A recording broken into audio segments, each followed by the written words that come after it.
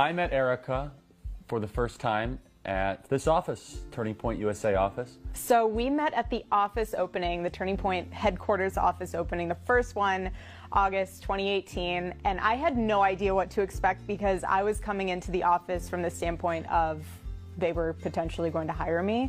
And I knew of Erika, I saw Erika, and we had a very brief meeting at the office, and then I had my first conversation with Erika.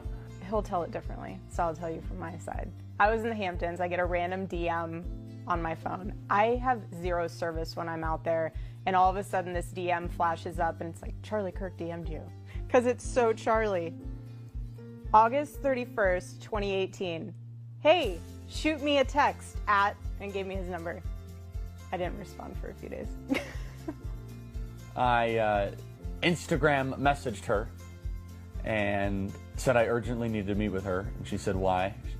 And it was partially a job interview and also partially something else. So when I eventually messaged him back via text, I was like, hey, nice to officially meet you again. What did you want to talk about? Because it was so just random. And he was like, hey, I'm coming into town, into New York City. Let's meet at Bill's Burgers. Mind you, I've lived in Manhattan now for about 5 years. I've never eaten at Bill's Burgers before, so that I guess was a sign like, let's take an adventure tonight for dinner and go find Bill's Burgers and meet your future husband that you have no idea is about to be your future husband. And so then we had a great time, and it was about 15 minutes in, I quickly pivoted away from wanting to hire her to wanting to date her, and now we know how that worked quite well. He got there first, only because he was coming back from Fox and he kind of beat me there. And I got out of my taxi and we get our table, we sit down, and he orders. The thing that I love though is he was so sweet to the waitress. So that was something that I immediately noticed, that he was like really kind to them. And we ordered our food, and then that's when the grilling started happening. Like that's when the interview process started happening. So I'm like, okay, this is a legit interview. Like let's go. I'm glad I had my coffee. Like I'm ready to debate you about Aristotle and Socrates, and you want to talk about theology? Let's do it. Well, I'd never met anyone quite like her. I remember I called Tyler and I said he's going to have to find talent somewhere else. And whatever opening he thought she would fill, that was not going to work. And Tyler was trying to coach me down because he said that she was way out of my league. And he's still right, by the way. So after we got through literally half of the Constitution, going through why I'm living in New York and how I shouldn't be living in New York, and what my 5-year plan is, what success looks like to me, what I studied in college, why, just like every topic you could imagine that is close to Charlie Kirk's heart is what we discussed and went through. When it was like 3.5 hours, and they were starting to close up, and he was finished with his burger, just sat there, and I'm like looking around like, okay, did I get the job? Like, what's going on? I don't need the job, but did I get it? What's going on? And he goes, you know, I'm not gonna hire you. It's like, okay, well, thank goodness I didn't need the job because I'm already doing stuff here in Manhattan. He goes, I'm gonna date you. And I kind of just stood, I froze. I mean, wouldn't you? I literally froze. I was just like, okay, was not expecting this at all. And I was like, do you want to how about we just be friends first? Like, see where it goes? And I told her I had enough friends and that I didn't want to be friends with her, so that was kind of a non-starter. But if she wanted to date, that would be great. I had enough friends. And I think she still finds that to be very funny, but I meant it. And without hesitation, and like zero hesitation, he goes, I have enough friends in my life. So either we're gonna date or we're not. Do I have any time to think about it? Yeah, you have until tomorrow night when I take you out for dinner, and then you can give me your answer at dinner tomorrow night, but know that the offer's on the table and I want to date you. Okay. So then afterwards, it was like, thank you for this meeting. I need to go walk home now so I can process what happened. And I literally remember walking home from like 54th and 5th all the way to 30th and Madison to just kind of process what just happened. And I remember calling my mom. I was like, hey, she's like, hey, how are you? What's going on? How did it go? And I was like, well, I didn't get the job. She's like, oh, that's okay. I was like, but I got a boyfriend. And she's like, oh, that's nice. The first date ended, if I remember correctly, just telling her I needed to see her again very soon, I believe Saturday. And then I guess our second date was a basketball date. And then that was a very fun night, long night. And then I said, hey, do you want to go to Hawaii tomorrow? And because I was going anyway.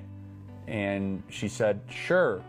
And so I bought her ticket and she accompanied all of us to Hawaii. And Josh was there and Sarah was there and we had a great time. God knew I literally needed someone to smack me up beside the head being like, I'm not playing games. I'm not going to play with your heart. I'm a loyal person. I'm a good person. I'm a God-fearing person. I want to date you. I have zero tricks up my sleeve. And he just knew that I needed someone like that. And he literally was like, here's Charlie. And it was just, I think it took me by such surprise in my mind, but in my heart, I was like, no, this is, let's do this. What was it like dating Erika? Very fun. I mean, she's incredibly loyal, a great sport about traveling and about always having my back. You know, for those people that know me, I sit around most times and don't do much and adverse to traveling, very shy, trying to find my purpose in life. So she was obviously very helpful at fixing all those things. I truly feel as if every piece of my life prepared me to date him.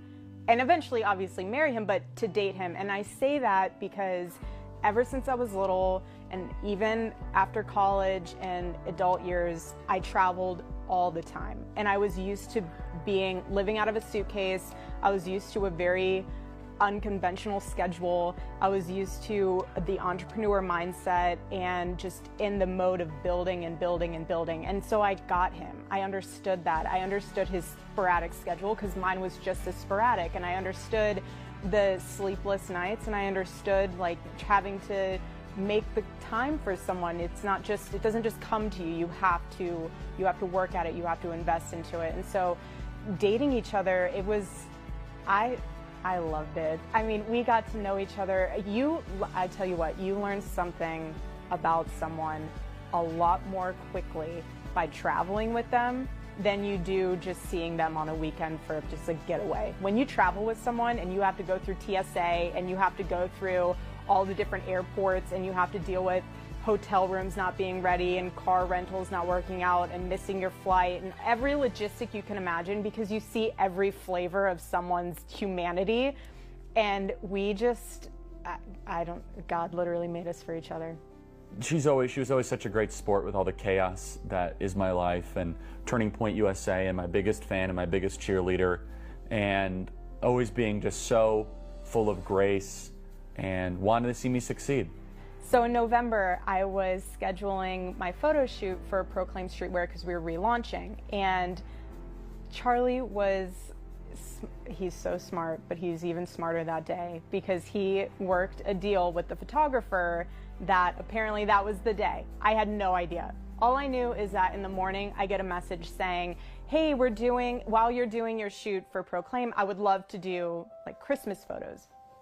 Never take photos together, let alone Christmas photos. I was like, okay. And finally, I was like, oh, let's do pictures together. She's like, you never want to do pictures together. I said, well, today I do. And I'm positioned in a way where like my hand is on his chest, kind of like prom picture, but not aggressive like a prom picture. So we're saying, I'm like, babe, your heart is racing. And so I think that cued the photographer to be like, okay, let's speed this up. I stood over there, he was standing there. No idea that when I turned around that he was already on one knee. I turned back around, I see him there, I froze, I just lost it. He was crying, I was crying. It was by far the most beautiful, emotion-filled moment that I had ever experienced.